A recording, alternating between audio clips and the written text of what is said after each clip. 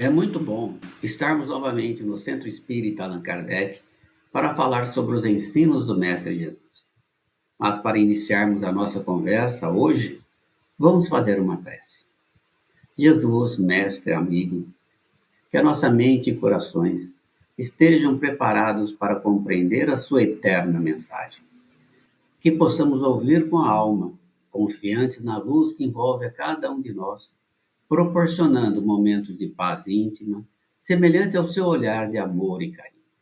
Estejamos, então, imersos em seu amor. Hoje, vamos iniciar mais um capítulo do Evangelho segundo o Espiritismo, que é o capítulo 4, cujo tema principal é: Ninguém pode ver o reino de Deus se não nascer de novo. E com esse capítulo, nós podemos dizer que encerramos a primeira parte do livro Evangelho segundo o Espiritismo, onde Allan Kardec dispõe sobre uma base sólida sobre todas as premissas para o bom entendimento deste livro. Lembrando, de uma forma bem resumida, no capítulo 1, Não vim destruir a lei, mostra claramente uma sucessão de fatos, todos comandados por nosso Pai, mostrando que toda a lei e os profetas, representados por Moisés, a vinda de Jesus, colocando em prática todo o ensino do amor, caridade, compaixão, benevolência e perdão, e muitas outras virtudes que fazem parte da nossa elevação moral como ser humano. E em seguida, o Espiritismo veio para relembrar e tirar qualquer dúvida que pudesse ainda permanecer. No capítulo 2, Meu reino não é deste mundo, Jesus nos mostra que a verdadeira vida é a vida espiritual e não a vida material, e que na vida espiritual nós iremos encontrar a nossa verdadeira felicidade. Já no capítulo 3, Há muitas moradas na casa de meu Pai, Jesus ensinando a beleza da criação, onde todo o universo é habitado e que teremos uma casa, de acordo com a nossa evolução espiritual, quando deixarmos esse corpo. E o capítulo 4, Ninguém pode ver o reino de Deus se não nascer de novo, falando da encarnação. E no livro dos Espíritos, na questão 170, Kardec pergunta aos espíritos: que torna o espírito depois de sua última encarnação? E eles respondem: espírito bem-aventurado, puro espírito. Utilizaremos para a nossa reflexão versículos do Evangelho de Mateus e de João, com comentários de Allan Kardec e do livro Luz Imperecível, de Honório de Abreu. Vamos, então, permanecer como um aprendiz, sedento pelos conhecimentos e aberto a um novo olhar sobre esse tema da ressurreição e reencarnação. Tema este de grande importância para todos nós, para que possamos compreender a nossa evolução rumo ao reino de Deus, de uma forma coerente com o tempo de vida que passamos em nosso planeta Terra e a consequente assimilação dos ensinos de Jesus. Iniciaremos com a leitura de duas passagens do Evangelho de Mateus. Jesus, tendo vindo às cercanias de Cesareia de Filipe, interrogou assim seus discípulos: que dizem os homens com relação ao Filho do Homem? Que dizem que eu sou? Eles lhe responderam: dizem uns que és João Batista, outros que Elias, outros que Jeremias ou algum dos profetas. Perguntou-lhes Jesus: e vós, quem dizeis que eu sou? Simão Pedro, tomando a palavra, respondeu: tu és o Cristo, o Filho do Deus vivo. Replicou-lhe Jesus: bem-aventurado és, Simão, filho de Jonas, porque não foram a carne nem o sangue que isso te revelaram, mas meu Pai que está nos céus. Essa passagem está em Mateus capítulo 16 e em Marcos capítulo 8. E nós podemos perceber nesse trecho do Evangelho que o povo hebreu tinha conhecimento que a vida continuava após a morte e que poderiam renascer, mas ainda permaneciam indiferentes a esse fato e não tinham uma ideia clara de como poderia acontecer. Vamos pensar um pouco mais sobre essa passagem. Que dizem os homens com relação ao Filho do Homem? Está claro que Jesus está convidando os seus discípulos a estarem atentos ao movimento ao redor de si, a serem observadores e andar bem informados.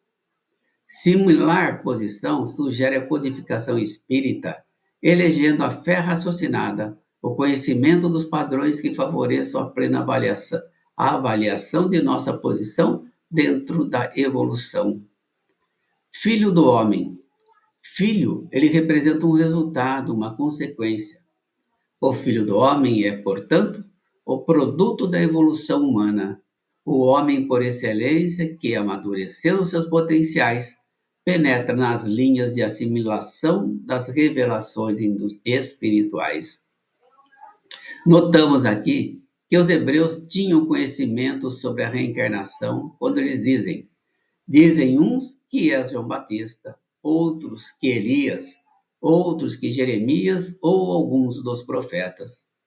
A resposta de Pedro a Jesus, tu és o Cristo, o Filho do Deus vivo, mostra a autoridade de Jesus como Espírito puro, que já está em comunhão com o Pai, o Deus vivo. Numa outra passagem, após a transfiguração de Jesus, que foi uma manifestação espiritual ocorrida no Monte Tabor, os apóstolos Pedro, Tiago e João tiveram a oportunidade de presenciar o rosto de Jesus resplandecer como o sol e suas vestes se tornarem brancas como a luz, e Jesus conversando com Moisés e Elias. Aliado a esse fenômeno, outro aconteceu, um fenômeno de voz direta que diz: Este é o meu filho amado, em quem me comprazo, escutai-o. Essa voz confirmou a identidade de Jesus como enviado de Deus, o Messias. E ao descerem do Monte Tabor, uma dúvida pairava no íntimo dos discípulos. Como Jesus poderia ser o Mestre se antes deveria vir Elias anunciando a chegada do Messias?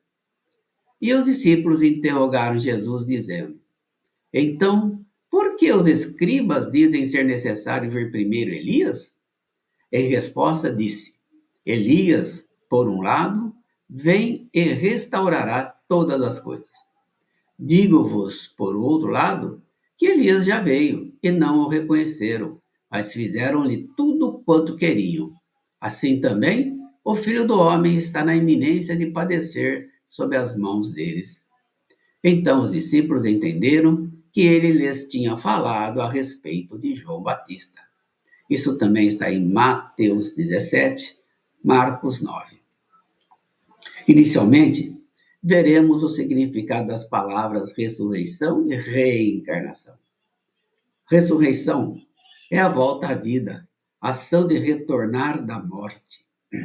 É a recomposição do ser humano em corpo e alma por Deus no dia do juízo final.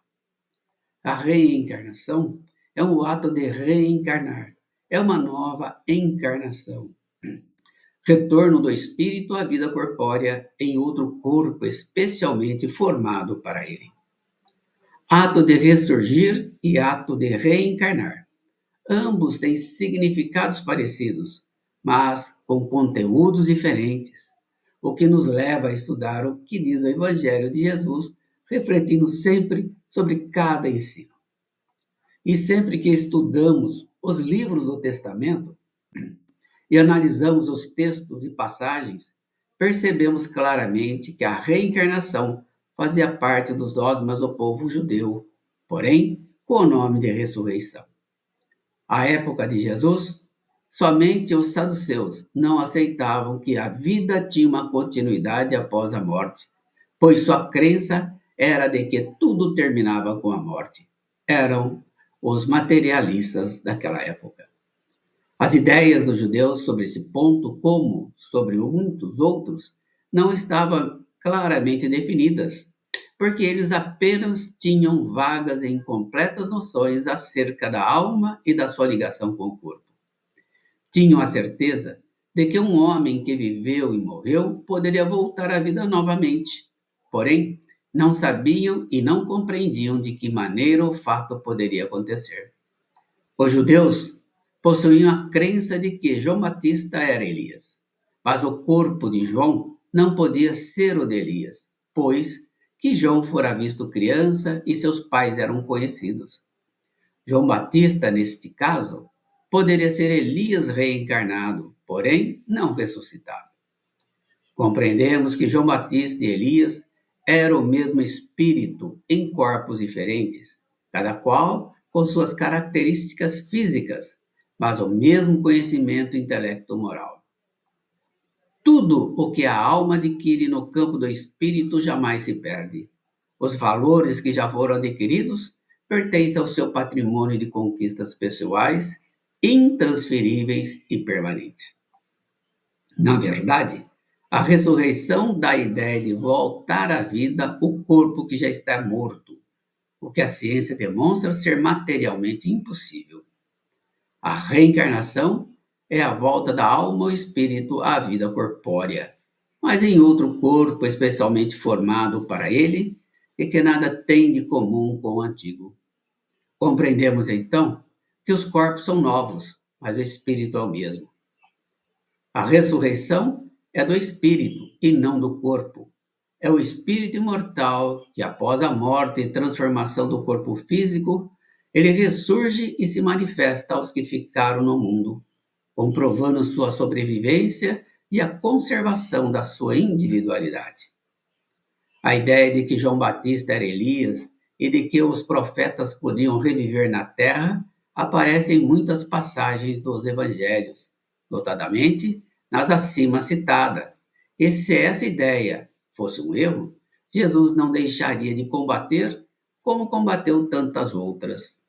Longe disso, ele a sanciona com toda a sua autoridade e a põe por princípio e como condição necessária quando ele diz: ninguém pode ver o reino de Deus se não nascer de novo. A autoridade da palavra do Cristo, do ponto de vista religioso, é incorporada do ponto de vista filosófico pela observação dos fatos. Quando a ciência trata de remontar dos efeitos às causas, a reencarnação surge como uma necessidade absoluta, como condição inerente à própria humanidade, ou, em outras palavras, como lei da natureza. Só a reencarnação pode dizer ao homem de onde ele vem, para onde vai, por que está na Terra, e justificar todas as anomalias e todas as aparentes injustiças que a vida nos apresenta. Sem o princípio da pré-existência da alma e da pluralidade das existências, fica sem compreensão, em sua maioria, as máximas do Evangelho. Esse é o princípio que abre o verdadeiro sentido das palavras do Cristo. Em uma outra passagem do Evangelho, vemos, ora, entre os fariseus, havia um homem chamado Nicodemos, senador dos judeus, que veio à noite ter com Jesus e lhe disse: Mestre, sabemos que vieste da parte de Deus para nos instruir como um doutor, porquanto ninguém poderia fazer os milagres que fazes se Deus não estivesse com ele. Jesus lhes respondeu: em verdade digo-te, ninguém pode ver o reino de Deus se não nascer de novo. Disse-lhe Nicodemos: como pode nascer um homem já velho? Pode tornar a entrar no ventre de sua mãe para nascer segunda vez? Retarquiu-lhe Jesus: em verdade digo-te, se um homem não renasce da água e do Espírito, não pode entrar no reino de Deus. O que é nascido da carne é carne, e o que é nascido do Espírito é Espírito. Não te admires de que eu te haja dito ser preciso nasças de novo?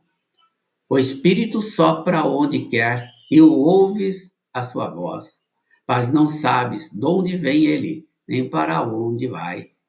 O mesmo se dá com o homem que é nascido do Espírito. Respondeu-lhe Nicodemos: como pode isso fazer-se? Jesus lhe observou: pois que és mestre em Israel e ignora essas coisas? Digo-te em verdade, em que não dizemos senão o que sabemos e que não damos testemunho senão do que temos visto. Entretanto, não aceitas o nosso testemunho. Mas, Se não credes quando vos falo das coisas da terra, como me crereis quando vos falei das coisas do céu? Isso está em João, capítulo 3. Na época de Jesus, os fariseus mantinham uma pureza exterior, afastando-se de tudo que fosse contaminá-los. Eles eram observadores da lei que examinavam em detalhes.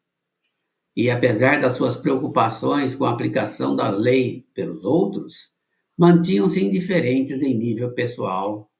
E por essa razão, a expressão fariseu continua a caracterizar aqueles que sabem o que é certo, mas não o praticam. Os fariseus sentiam-se incomodados por Jesus, que ensinava e vivia a lei do amor. Embora Nicodemos fosse um fariseu, percebemos que ele era diferente. Ele simpatizava com os ensinos do Cristo. Conhecedor da lei, trata Jesus como mestre, considerando-o como enviado de Deus pelos seus feitos. Quando Jesus diz: "Ninguém pode ver o reino de Deus se não nascer de novo", Jesus afirma que, sem nascer de novo, ou seja, reencarnar, retornar às experiências da carne, não nos será possível identificar os parâmetros da existência de Deus e de sua presença dentro de nós. Dá a entender ainda, com sabedoria e de modo indireto, que nas recapitulações reencarnatórias, o ser deverá empenhar-se em favorecer o nascimento de uma nova mentalidade positiva e gratificante que responderá no devido tempo aos anseios de felicidade. É a nossa reforma íntima. Afirma A afirmação de "não pode ver o reino de Deus" é incisiva e restrita. Somente pela assimilação de recursos que a reencarnação proporciona estará a criatura capacitada a visualizar padrões que lhe assegurarão o avanço no rumo do equilíbrio e da paz. Como pode nascer um homem já velho? Pode tornar a entrar no ventre de sua mãe para nascer segunda vez? Essa pergunta de Nicodemos concluía de modo objetivo a impropriedade de o espírito retornar com seu antigo equipamento carnal ao ventre de sua mãe. Se um homem não renasce da água e do espírito, não pode entrar no reino de Deus. É a lei. A reencarnação está e estará presente enquanto necessitamos recolher o conteúdo indispensável ao aperfeiçoamento nos vários níveis. A significação do termo água não está empregada aqui na sua acepção que é própria. Naquela época, os conhecimentos eram imperfeitos sobre as ciências físicas. Eles acreditavam que a Terra saíra das águas e por isso consideravam a água como um elemento gerador absoluto. Assim é que o Gênesis, no capítulo 1, se lê: "O Espírito de Deus era levado sobre as águas, flutuava sobre as águas. Que o firmamento seja feito no meio das águas. Que as águas que estão debaixo do céu se reúnam em um só lugar e que apareça o elemento árido. Que as águas produzam animais vivos, que nadem na água e pássaros que voem sobre a água e sobre o firmamento." Segundo essa crença, a água se tornara o símbolo da natureza material, como o espírito era o da natureza inteligente. Suas palavras: "Se o homem não renasce da água e do espírito, ou em água e em espírito", significam: se o homem não renasce com seu corpo e sua alma. É nesse sentido que, a princípio, as compreenderam. Tal interpretação se justifica, aliás, por estas outras palavras: "O que é nascido da carne é carne, e o que é nascido do espírito é espírito." Jesus estabelece aí uma distinção positiva entre o espírito e o corpo. O que é nascido da carne é carne, indica claramente que só o corpo procede do corpo e que o espírito é independente dele, pois somente Deus pode criar o espírito. O espírito sobe para onde quer, ouve-lhes a voz, mas não sabes de onde ele vem, nem para onde vai. Pode-se entender de duas maneiras. A primeira, como sendo o Espírito de Deus que dá vida a quem ele quer, e por ser onipresente, está em toda parte. mas não podemos localizá-lo.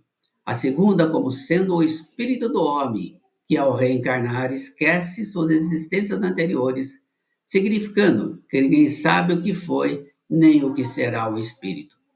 Se o espírito ou alma fosse criado ao mesmo tempo que o corpo, saber-se-ia de onde ele veio, pois que ele conheceria o começo. Como quer que seja, essa passagem consagra o princípio da pré-existência da alma e, por conseguinte, o da pluralidade das existências.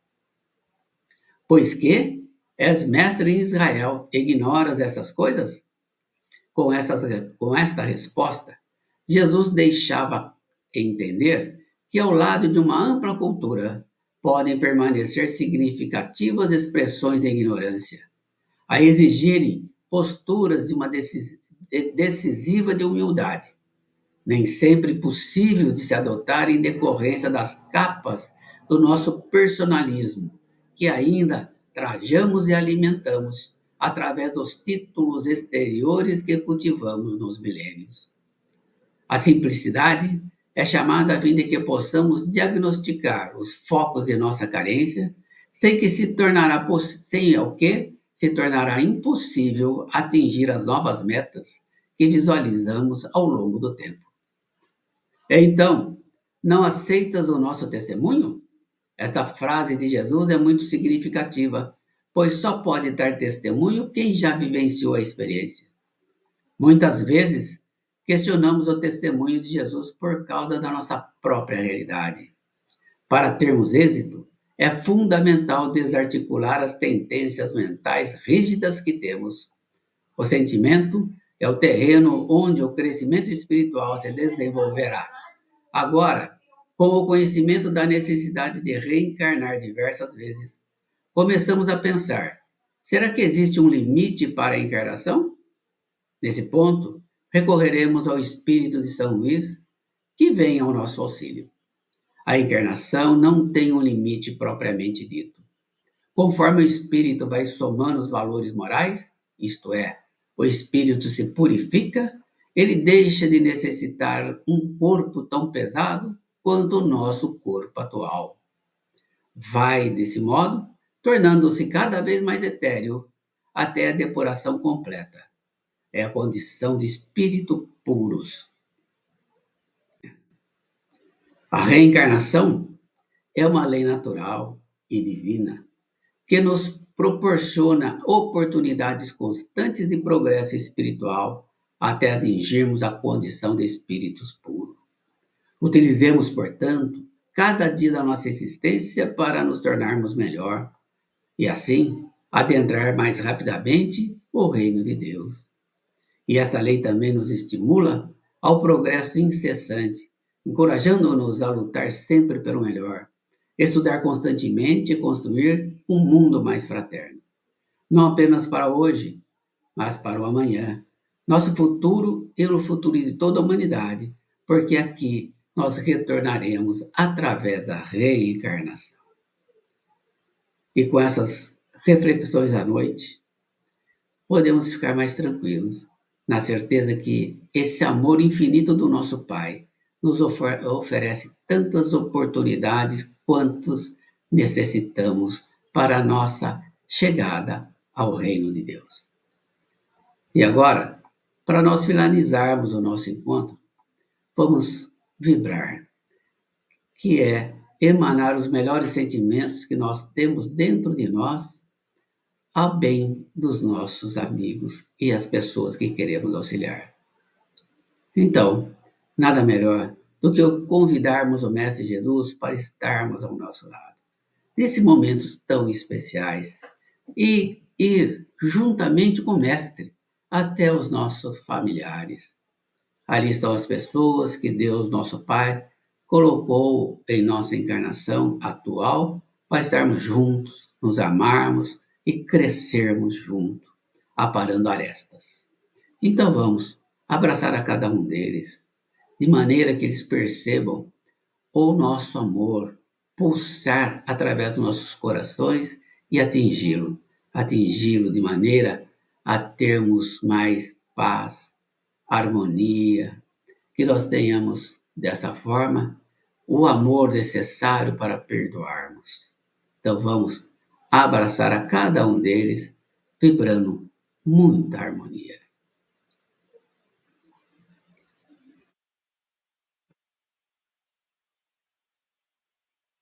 Nós também temos e conhecemos alguém que está passando por grande dificuldade e nós queremos auxiliar. Então vamos convidar o Mestre Jesus novamente para que ele esteja conosco nesses momentos tão importantes. E vamos até esse amigo querido. Ele pode estar passando por um momento difícil, uma doença, ou um problema moral, ou mesmo espiritual, e queremos auxiliá-lo. Vamos segurar firmemente em suas mãos, mostrando a ele que ele não está sozinho nesses momentos difíceis. Estamos juntos.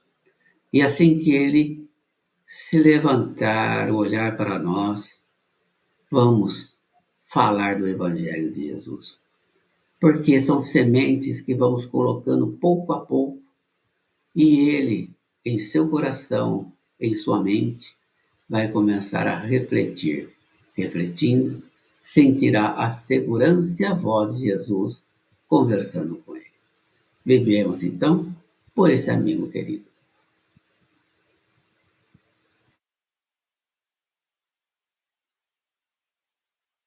Mestre Jesus, agradecemos esses momentos que estás ao nosso lado. E nós sabemos que cada vez que vibramos esse amor interno, recebemos da espiritualidade fluidos que nos renovam e nos auxiliam em nossa caminhada. Obrigado a todos. E a vocês todos que estão comigo, agradeço a atenção. Tenhamos um bom dia.